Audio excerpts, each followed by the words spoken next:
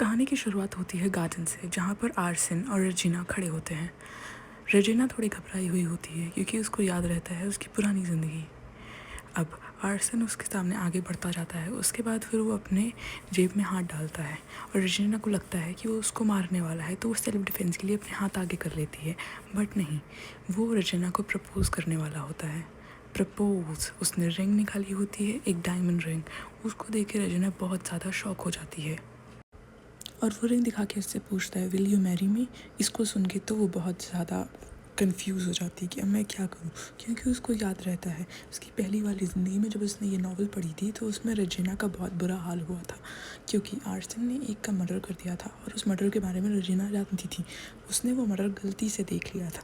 उसके बाद आर्सन ने रेजिना को भी मार दिया था, उतनी ही बुरी मौत जितनी उसने उस मर्डर में मारा था। उसने फिर सोचा कि अब मैं इन सब चीज़ों के बारे में नहीं सोचूंगी और मैं ध्यान दूंगी कि अब मुझे आर्सन के सामने नहीं आना, क्योंकि जब जब वो आर्सन के सामने आएगी उसको वो पूरा प्लॉट याद आएगा। तो उसका पहला प्लान था कि अब मैं मर्डर अवॉइड करूँगी, इसलिए वो सो गई। उसके बाद क्योंकि उसको शाम को एक पार्टी में जाना था तो उसको पता था कि उसको आर्सन को फेस करना पड़ेगा, और उसने जैसा सोचा था वैसे ही हुआ। जैसे ही वो पार्टी में पहुँची उसको गॉसिप्स के बारे में सुनाई देने लगा कि मर्डर हुआ है, मर्डर हुआ है। उसके बाद उसकी दोस्त उसके पास आके बताती है, तुम ठीक तो हो, मैंने सुना क्या हुआ, तुम्हें ज़्यादा बुरा तो नहीं लगा। उसके बाद फिर उस देखती है कि आर्सन की एंट्री हुई। आर्सन उसके पास ही आया रहा था सबसे पहले मिलने, क्योंकि आर्सन ने उसको देख लिया था मर्डर वाली जगह में, बट आर्सन ऐसे बिहेव कर रहा था कि नहीं देखा था। उसके बाद अर्जिना बहुत ज़्यादा घबरा रही थी उससे बात करने में, तो वो उससे सॉरी बोल के साइड ले लेती है। उसके बाद वो बहुत ज़्यादा काँपने लगती है क्योंकि उसको पता है कि पहले वाले उसमें आर्सन ने ही उसका मर्डर करा था, और वो सोचकर वो इस वाली लाइफ में भी नहीं जी पा रही थी। उसका पहला था कि अब मुझे आर्सन को अवॉइड करना है। तो आर्सन ने बोला कि ठीक है, तुम जाके रेस्ट करो, तुम्हारी तबीयत ठीक नहीं लग रही, लेकिन वो ऐसे मुस्कुराया जैसे वो सब जानता था। उसके बाद फिर आर्सन अपने दोस्त के साथ उसके बाद रेजिना अपनी दोस्त के साथ आके रेस्ट करने लगी बैंक्वेट में, और फिर वो याद करने लगी उसकी फ़ैमिली जो थी मेजेस्टी फैमिली के बहुत अच्छे से बोर्डमेट थे, उसकी फ़ैमिली भी और आर्सन की फ़ैमिली भी। इसलिए कहीं ना कहीं उसको आर्सन को हर बार टकराना ही था, और ये सोच के उसका बहुत ज़्यादा गुस्सा आ रहा था और वो बहुत ज़्यादा काँप रही थी, क्योंकि उसको अब सबसे ज़्यादा डर आर्सन से लगता था। आर्सन जो हर जगह उसे टकरा जाता था, जाते वक्त भी उससे टकरा के जब वो अपने घर जा रही थी, और जैसे ही उसने आर्सन को देखा वो वापस घबरा गई, और आर्सन ने उससे यही पूछा, तुमने उस दिन कुछ तो देखा था। लेकिन उसने ऐसे बिहेव करा कि नहीं, मैंने कुछ नहीं देखा था, मैं तो थी भी नहीं।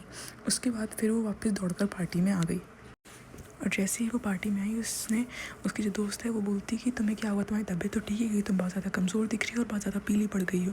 तो बोलती नहीं नहीं सब ठीक है। फिर एकदम से उसने सुना कोई बोल रहा है आर्सन ने ही मर्डर करा हो सकता है, क्योंकि आर्सन वो उस प्लेस के में देखा गया था। तो फिर सर्जना बात संभालने के लिए बोलती कि वो तो उस दिन ज्वेलरी शॉप गया था, क्योंकि मैं भी वहीं पर थी तो मैंने देखा था। तो सबको ये नई गॉसिप मिल गई और सब उसके आसपास मंडराने लगे कि अच्छा तुमने उसको देखा था। तो फिर वो बताने लगी कि हाँ वो उस दिन ज्वेलरी लेने गया था और वो बहुत ज़्यादा क्यूट दिख रहा था, उसने ये कपड़े पहने थे वगैरह वगैरह, कि किसी को आर्सन पे शक ना हो, और क्योंकि अगर आर्सन पे शक हुआ तो उस पर भी शक आएगा। तो वो खुद को ही बचाने की कोशिश कर रही थी, बट सबको क्या पता असलियत तो वो जानती है कि हाँ उसने देखा था आर्सन को मर्डर करते हुए। फिर वो घर आ गई और यही सोच के वो घर से बाहर नहीं निकल रही थी, क्योंकि उसको बहुत ज़्यादा डर लग रहा था। और उसके घर वालों के साथ जब वो डिनर टेबल पर बैठी तो सब यही बात कर रहे थे कि तुम बहुत ज़्यादा बदल गई हो, कोई बात परेशान करी तो तुम बता सकती हो, तुम्हारी तबीयत तो ठीक है। पर वो कैसे बता देती जो हुआ था। उसके बाद फिर उसने उनको बताया परेशान ना करने के लिए कि मैंने और मेरी फ्रेंड ने ओपरा जाने के लिए टिकट ली है, तो मैं उसके साथ आज ओपरा देखने जाऊँगी, आप लोग परेशान मत हो। मैं अभी तक मेरा मन नहीं कर रहा था, इसलिए मैं कहीं जाती नहीं थी। उसके बाद फिर लोग ओपरा ला के बैठे। जब वो ओपरा में आई तब भी वो देख रही थी कि आर्सन तो नहीं है कहीं आसपास, लेकिन नाइटमेयर तो नाइटमेयर होता है, आर्सन वहाँ पर भी आ गया।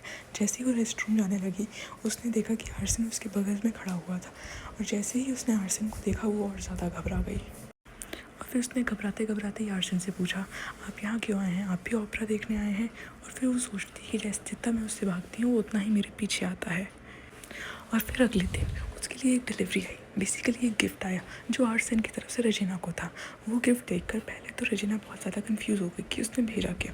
उसके बाद जो उसकी पर्सनल यूनिट थी वो बहुत ज़्यादा खुश हुई कि वो आपके लिए किसी ने गिफ्ट भेजा है, लेकिन वो गिफ्ट देखकर उसको लगा कुछ बुरा हो सकता है, तो उसने बहुत सावधानी से खोला।